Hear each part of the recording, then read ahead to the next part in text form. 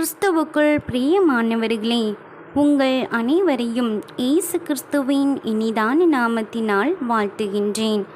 இன்றைக்கும் கர்த்தராகிய இயேசு கிறிஸ்து உங்கள் அனைவருக்கும் கொடுக்கின்ற ஒரு வேத வசனம் சங்கீதம் 107 அதிகாரம் 6 தங்கள் ஆபத்திலே கர்த்தரை நோக்கி கூப்பிட்டார்கள், அவர்கள் இக்கட்டுகளிலிருந்து அவர்களை விடுவித்தார். பிரியமானவர்களே, இன்று நீங்கள் ஒருவேளை அநேக காரியங்களை குறித்து கவலைப்பட்டு கொண்டிருக்கலாம்.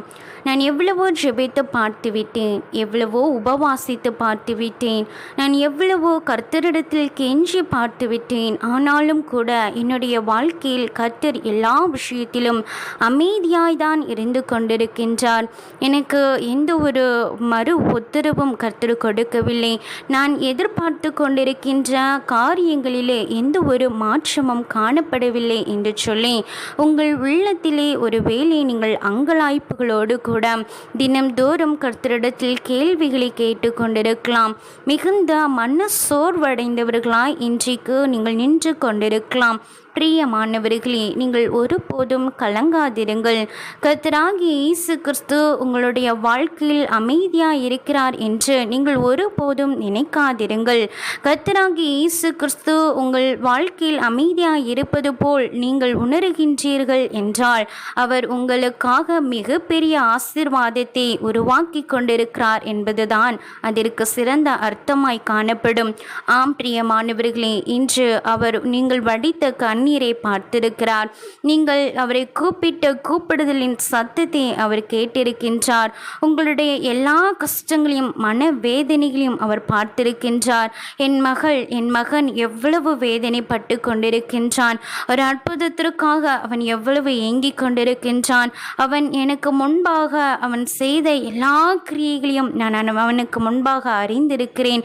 எல்லாவற்றிற்கும் நான் சிறந்த ஒரு பரிசை அவனுக்கு நான் கொடுப்பேன். ஒரு மிகச்சிறந்த ஆசீர்வாதத்தை நான் அவனுக்கு கொடுக்க வேண்டும் என்று அவர் பெயரில் நான் நினைத்திருக்கிறேன் என்று கர்த்தர் சொல்லுகின்றார். ஒரு நாளும் கவலைப்படாதிருங்கள் பிரியமானவர்களே, சோர்ந்து போகாதிருங்கள். கர்த்தர் உங்களுக்கென்று கொடுக்க வேண்டிய நேரத்திலே அந்த ஆசீர்வாதங்களை உங்களுக்கு கொடுப்பார். ஒரு சின்ன காரியத்தை அவர் உங்களுக்கு கொடுப்பதற்காக இந்த காலங்களை அவர் தாழ்த்தவில்லை.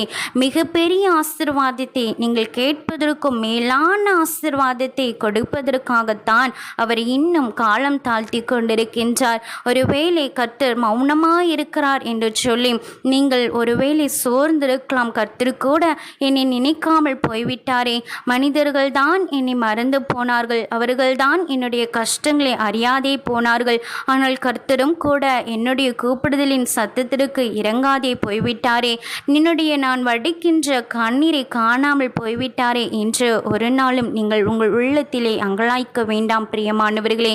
கர்த்தர் உங்களுடைய எல்லா வேதனைகளையும் அறிந்திருக்கிறார்.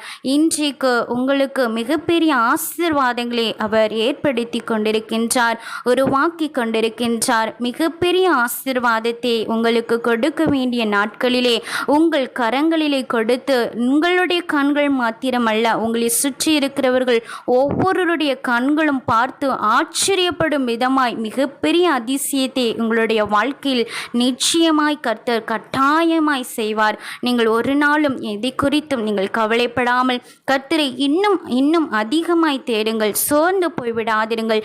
இன்னும் அதிகமாய் ஜெபியுங்கள். இயேசு சுவாமி, நீர் எனக்கு எல்லாவற்றையும் அதினதின் காலத்திலே நேர்த்தியாய் செய்து முடிப்பீர் என்று சொல்லி நான் விசுவாசிக்கிறேன். அதற்காக நான் பொறுமையாய் காத்திருப்பதற்கு எனக்கு கிருபையை தாரும் என்று சொல்லி நீங்கள் ஜெபிக்கும் பொழுது கர்த்தர் அதற்கு ஏற்ற கிருபைகளை கொடுத்து உங்களுக்கு ஏற்ற ஆசீர்வாதங்களையும் கொடுக்க வேண்டிய நேரத்திலே கொடுத்து உங்களை நிச்சயமாய் ஆசீர்வதித்து மேன்மைப்படுத்துவார். கர்த்தர் தாமே உங்கள் அனைவரையும் ஆசீர்வதிப்பாராக. ஆமென்.